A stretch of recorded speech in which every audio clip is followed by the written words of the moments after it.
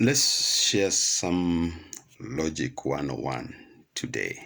Um, I was thinking this morning as I was taking my walk that, those professors, those CIF folks, when they say, don't throw stones anyhowly, you might hit a professor, you know? They say that because professors are these guys who walk around with ideas, concrete ideas. These are ideas people.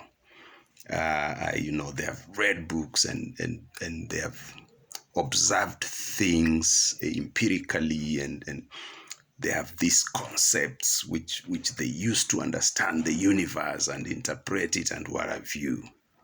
So they walk around with ideas.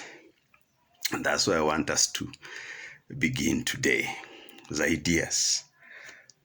Now, this is one of my principles. I always say, don't walk around without ideas. You never know when these ideas are gonna be needed, okay?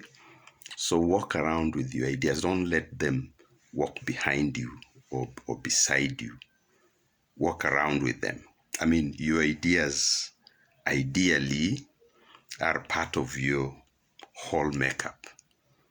But you see, even though they are part of your entire makeup, ideas, for you to be conscious about the ideas, you have to let them into a certain chamber of your brain. So you have to be conscious of them. Ideas are tangible, living things. They knock on that chamber of your brain.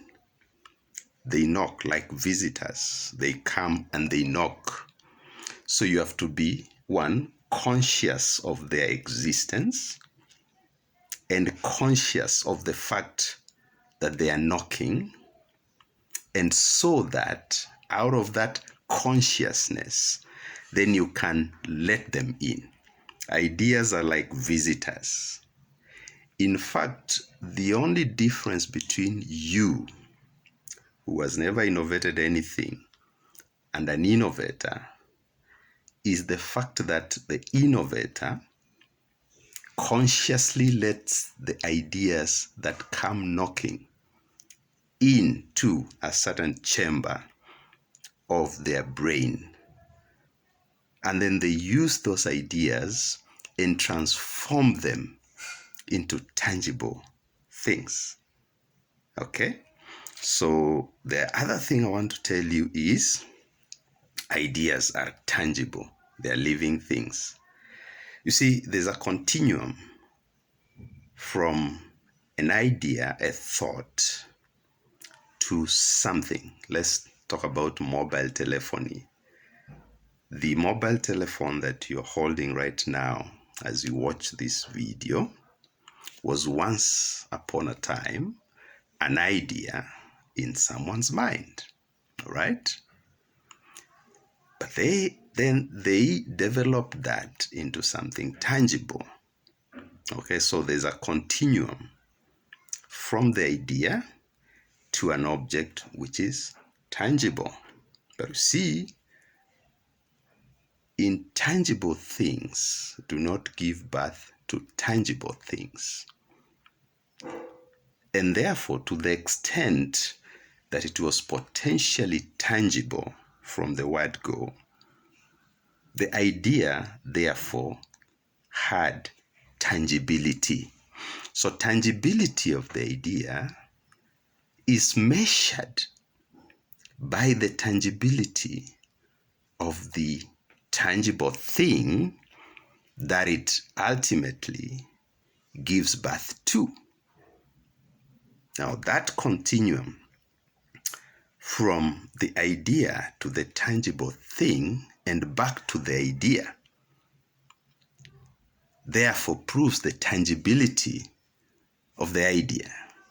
See, we have been, mobile telephony, the idea first, then the mobile telephone itself. Then now we've gone crazy with AI and what have you and everything else.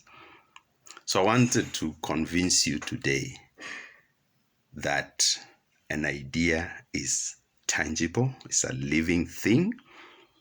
It knocks, and you must be conscious of it and let it in, just like any visitor.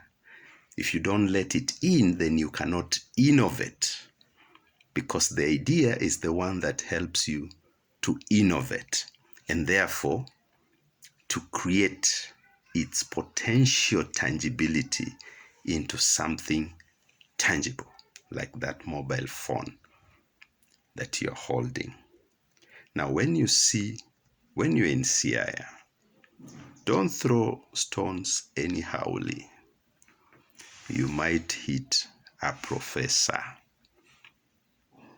and therefore stop the flow of ideas and innovation. All right? That's logic 101. And always remember, it's never too serious for comedy. And have your say.